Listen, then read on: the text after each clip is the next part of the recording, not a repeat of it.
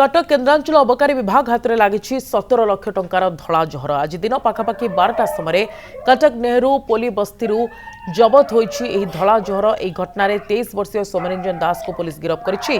आगक पूजा आसुछि केन्द्रांचल अबकारी विभाग पक्षर चढ़ाऊ जोरदार कर आज आम टीम गोटे ब्राउन सुगर केस डिटेक्ट करछंती सेटा नेहरूपल्ली बड़ साहिर पिलाटा ताठू 172 ग्राम ब्राउन सुगर ताठू जबत करी आज केसटी ता बयान रेकर्ड कर से एतेटा डिस्क्लोज करि पारलानी ता भाई ए सबु कारोबार रे ताकू लिप्त करैछि बोली कि जहा कहिछि। कटक केन्द्रांचल अबकारी विभाग हाथ में लगी 17 लाख टंकार धला जहर आज दिन पाखापाखि 12टा समय कटक नेहरू पोली बस्ती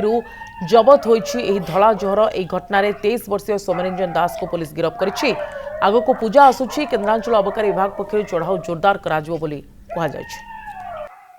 आज आम टीम गोटे ब्राउन सुगर केस डिटेक्ट करछंती सेटा नेहरूपल्ली बड़ साहिर पिलाटा ताठू 172 ग्राम ब्राउन सुगर ताठू जबत करी आज केसटी ता बयान रेकर्ड कर से एतेटा डिस्क्लोज करि पारलानी ता भाई ए सबु कारोबार रे ताकू लिप्त करैछि बोली कि जहा कहिछि।